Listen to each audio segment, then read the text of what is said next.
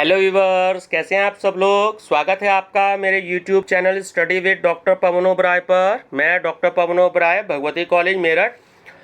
Viewers, आज इस video में मैं आपके लिए जो है बीएड थर्ड ईयर में सीसीएस यूनिवर्सिटी मेरठ में जो आपका एजुकेशन का एग्ज़ाम है,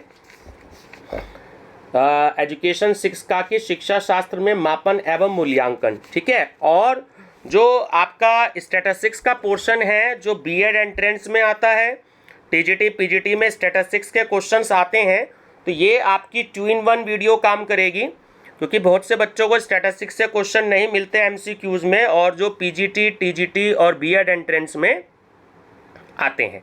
तो आज मैं दो वीडियो डिस्कस कर चुका हूँ। तो थर्ड यूनिट और फोर्थ यूनिट मैं इस वीडियो में डिस्कस करूँगा, क्योंकि सेकेंड यूनिट जो थी वो थोड़ी सी ज़्यादा बड़ी थी। थर्ड और फोर्थ यूनिट जो है वो ज़्यादा बड़ी नहीं है, इसमें थोड़े से ही क्वेश्चन हैं।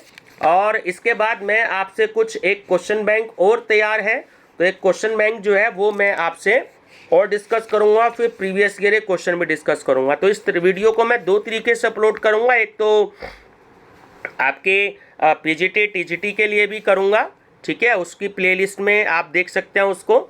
और इसको जो है ये आपकी मैंने एक प्लेलिस्ट बना रखी है जो आपका सब्जेक्ट है measurement and evaluation in technique, evaluation in education, ठीक है। और प्रीवियस ईयर के मैं क्वेश्चन पेपर भी हिंदी इंग्लिश दोनों मीडियम में मैं डिस्कस करूँगा आपसे, ठीक है। अगर वीडियो पसंद आए, अगर आप फर्स्ट टाइम मेरा चैनल देख रहे हैं तो study with doctor Pavan Oberoi को जरूर सब्सक्राइब कर लीजिएगा, लाइक और शेयर भी करते रहिएगा, ताकि आपको टाइम से नोटिफिकेशन मिल जाए। बेल आइकन में प्रेस कर लीजिएगा, ठीक है। और आपके एग्ज़ाम्स जो हैं वो 20 जून के आसपास हो सकते हैं, जैसा कि आजकल जो है डेली न्यूज़पेपर में आ रहा है, तो आप अपनी प्रिपरेशन जो है वो रखिएगा, ठीक है व्यूअर्स। चलिए स्टार्ट करते हैं। ये 3 क्वेश्चन रह गए थे यूनिट सेकंड के, आगे थर्ड और फोर्थ यूनिट है कि निम्नलिखित में से सबसे अधिक अनिश्चित माध्य है, तो वो होता है बहुलक मोड। माध्यिका की गणना में श्रेणी को व्यवस्थित किया जाता है आरोही या अवरोही क्रम में। जब हम मीडियन को कैलकुलेट करते हैं तो उसको इंक्रीजिंग ऑर्डर में करना पड़ता है या उसको डिक्रीजिंग ऑर्डर में करना पड़ता है, ठीक है। बहुलक की गणना में वर्गांतर समान होने चाहिए, ठीक है। अब यहाँ से यूनिट थर्ड है आपकी। प्रमाप विचलन स्टैंडर्ड डिविएशन किससे प्रभावित होता है, तो वो होता है ऑप्शन बी, पैमाने के परिवर्तन से।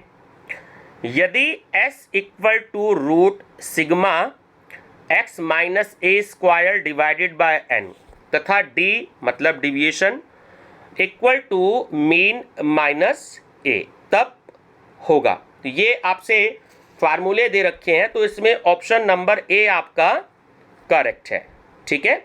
ये फार्मूला है, आप इसको अच्छे से स्टडी कर लीजिएगा। खुले सिरे के वर्ग अंतराल की स्थिति में अपकिरण की उपयुक्त माप है, तो वो होती है चतुर्थक विचलन। देखिए क्वार्टाइल जो डिविएशन होते हैं, एक होता है Q1 वो होता है फर्स्ट क्वार्टाइल, एक होता है Q3 वो होता है थर्ड क्वार्टाइल, ठीक है। Q2 को अब कई बच्चे पूछते हैं, तो मैं बता दूं Q2 जो होता है एक्चुअली वो मीडियन ही होता है, ठीक है ना, तो ध्यान रखेंगे।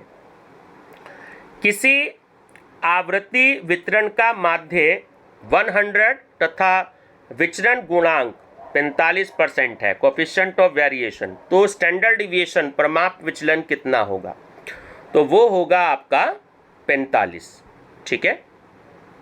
यदि संभाव्य विभ्रम प्रोबेबल एरर 2.16 हो तो प्रमाप विचलन का मान होगा, ठीक है। देखिए फार्मूले आपको यहाँ ध्यान रखने पड़ेंगे, अगर फार्मूले याद हैं तो आप ये न्यूमेरिकल बहुत अच्छे से कर सकते हो।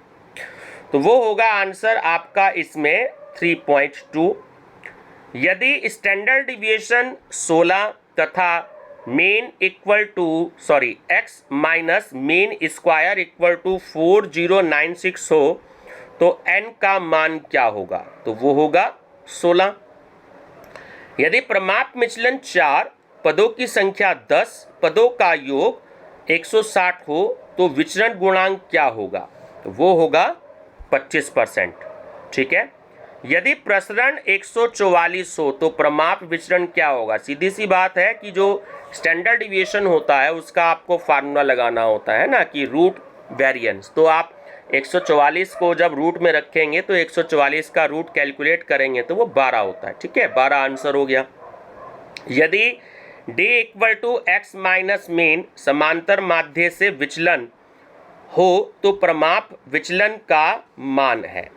तो जो ऑप्शन ए है वो करेक्ट है आपका formula, √1/n sigma d square. श्रेणी के चरम मानों से कम प्रभावित होने वाली अपकिरण की माप है, तो वो है चतुर्थक विचलन, क्वार्टाइल डिविएशन। श्रेणी के प्रत्येक मान पर आधारित माप है, तो वो होती है आपकी प्रमाप विचलन, स्टैंडर्ड डिविएशन। यदि n equal to 10, sigma equal to 80, sigma x square equal to 1000 हो तो मानक विचलन क्या होगा? ठीक है, तो वो होगा आपका 6।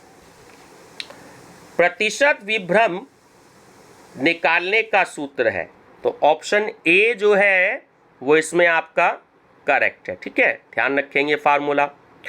अनुसंधानकर्ता द्वारा स्वयं एकत्रित किए गए आंकड़ों को कहा जाता है, उसे हम प्राथमिक आंकड़े कहते हैं, प्राइमरी डेटा। निम्नलिखित में से कौन सा शब्द आंकड़ों के संकलन से संबंधित है? देखिए, रिक्त फॉर्म और अनुसूची और प्रश्नावली है ना। ऑप्शन डी करेक्ट है कि उपयुक्त में से सभी। सूत्र sigma dx dy upon n, sigma x sigma standard deviation x standard deviation y है ना, मल्टीप्लाई है, तो बीच में स्टैंडर्ड डिविएशन x क्या है? तो ये है आपका मानक विचलन। ठीक है, ध्यान रखेंगे, ये जब हम कोरिलेशन का चैप्टर करते हैं तब वहाँ फार्मूला ये यूज होता है।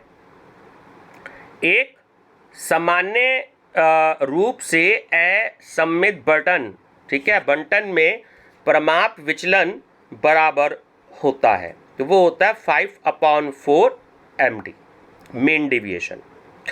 प्रमाप विचलन की गणना की जाती है समांतर माध्य से। यदि z इक्वल टू 18 व x इक्वल टू 22.5 हो तो m होगा। ठीक है, तो वो आंसर होगा आपका 20।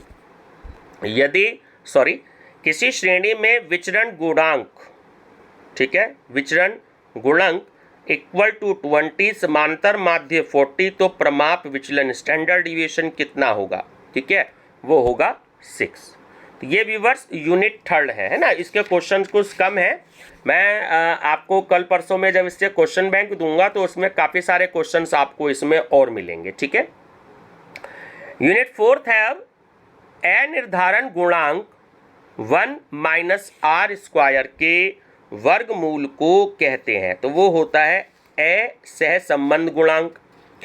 यदि r, ध्यान रखना कोरिलेशन को हम हमेशा स्मॉल r से डिनोट करते हैं, कई बच्चे जल्दी जल्दी में कैपिटल R बना देते हैं। इस चैप्टर में कैपिटल R जो होता है वो रैंक होता है, ध्यान रखिएगा। हम कोरिलेशन को सीधा हम स्मॉल r से ही डिनोट करेंगे, इस चीज़ का आप बच्चों को ध्यान रखना है। ठीक है, यदि स्मॉल r यानी कि कोरिलेशन 0.99 n इक्वल टू 11 तो संभाव्य विभ्रम होगी। ठीक है, तो प्रोबेबल एरर आपसे पूछ रहा है, स्टैंडर्ड एरर। तो इसमें प्रोबेबल एरर और स्टैंडर्ड एरर दोनों के फार्मूले आपको याद रखने हैं। ठीक है, तो संभाव्य विभ्रम होगा इसमें 0.004। कार्ल पियर्सन सहसंबंध गुणांक के संदर्भ में कौन सा कथन सत्य है? ऑप्शन डी, बहुत इंपॉर्टेंट क्वेश्चन है ये, किसकी सीमाएं -1 तथा +1 होती हैं? दो चरों x तथा y के मध्य सह प्रसरण धनात्मक होगा यदि, तो उसमें ये जो ऑप्शन ए दे रखा है ये ही करेक्ट है। आप स्टूडेंट ध्यान रखिएगा कि x के अल्प मान y के अल्प मानों से संबंधित होने की प्रवृत्ति रखते हैं। तथा x के बृहत मान y के बृहत मानों के साथ। संभाव्य विभ्रम और प्रमाप विभ्रम में कौन सा संबंध सही है?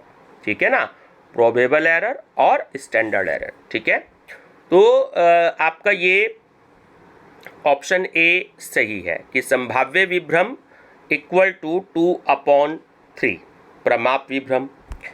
यदि b y x equal to 1, r x y equal to 0.8 हो तो बी एक्स वाई का मान क्या होगा? ठीक है, रिग्रेशन एनालिसिस, प्रतिगमन विश्लेषण का ये आपका क्वेश्चन है। ठीक है, तो फार्मूला याद है तो बहुत इजीली आप कैलकुलेट कर सकते हो। तो 0 माइनस 0.64 इसका आंसर होगा। दो चरों में पूर्ण सहसंबंध की स्थिति में सही है। ऑप्शन ए कि परिवर्तन एक ही दिशा में तथा एक ही अनुपात में। अनुमान का विभ्रम एस वाई का मान है। ठीक है, तो इसमें जो आपको formula number option number C है वो ध्यान रखना है, ये ही इसका फार्मूला होता है। ठीक, यदि COV मतलब covariance x y equal to 36 और s x square equal to 16, s y square equal to 81, तो आर एक्स वाई का मान क्या होगा? तो वो होगा 1। यदि स्मॉल आर इक्वल टू 0.8 हो तो ए सहसंबंध गुणांक होगा, तो वो होगा 0.6। यदि एक सरल प्रतिगमन में यदि निर्धारक गुणांक 16% हो तो सहसंबंध गुणांक का मान होगा, तो वो होगा 0.40। यदि सहसंबंध गुणांक संभाव्य विभ्रम से कम है, ठीक है, आपको ये ब्रैकेट में भी दे रखा है, तो संभाव्य विभ्रम मैंने आपको बताया प्रोबेबल एरर। ठीक है, तो अब आपको बताना है इसमें, तो ऑप्शन ए बिल्कुल सही है कि यदि यह निश्चित है कि दोनों श्रेणियों के सहसंबंध की उपस्थिति का कोई प्रमाण नहीं है। ठीक है, संगामी विचलन रीति, ठीक, सहसंबंध को संकेत करता है।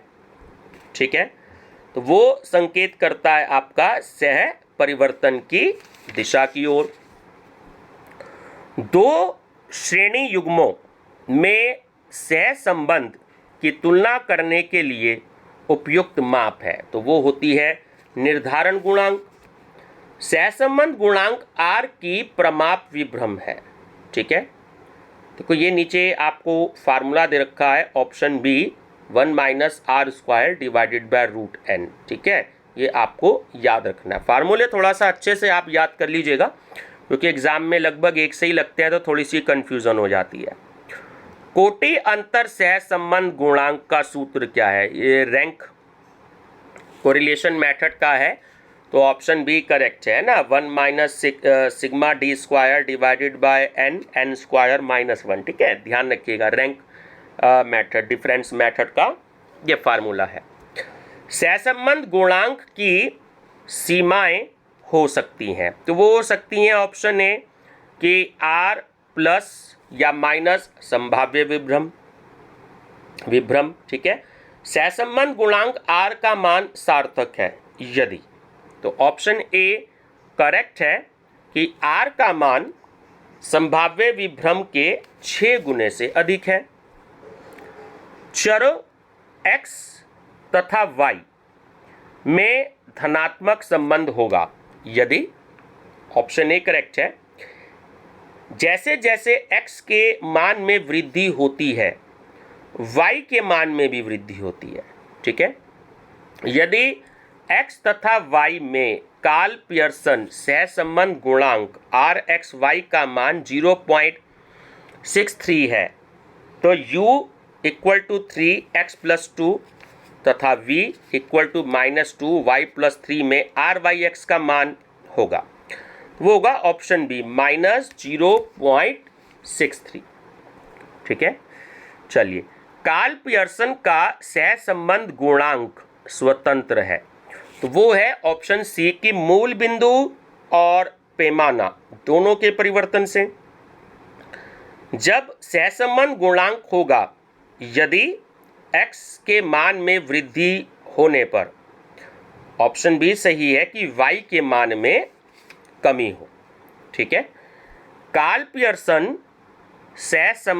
पियर्सन का सहसंबंध गुणांक की सीमाएं हैं, तो वो है +-1।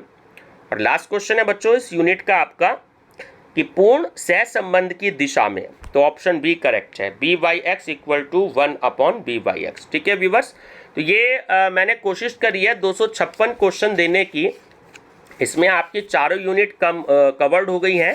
तो यूनिट 3rd और 4th जो है उसमें थोड़े से क्वेश्चन कम हैं, तो मैं जो आगे के वीडियो आपकी बनाऊंगा तो उसमें मैं जो है उसको क्वेश्चन बैंक के नाम से जो है मैं आपको दूंगा, है ना। काफ़ी सारे क्वेश्चन जो है मैं आपको इसमें और दूंगा। ठीक है व्यूअर्स, वीडियो पसंद आए तो लाइक शेयर सब्सक्राइब जरूर करिएगा और अपने फ्रेंड सर्कल में जरूर सर्कुलेट कीजिएगा, उनको भेज दीजिएगा। आपके पास व्हाट्सएप ग्रुप होते ही हैं ताकि आपके साथ साथ आपके फ्रेंड्स भी जो हैं वो बेनिफिट ले सकें। और अगर आप पीजीटी या टीजीटी का एग्ज़ाम दे रहे हैं या बीएड एंट्रेंस का एग्ज़ाम जो अब आपका होगा, अभी भी कम से कम 1.5 महीने बाद होगा, तो आपकी उसकी प्रिपरेशन के लिए भी ये हेल्पफुल रहेंगे। ठीक है व्यूवर्स, मेरा चैनल नेम आप जानते ही हैं, study with doctor Pavan Oberoi. Thank you.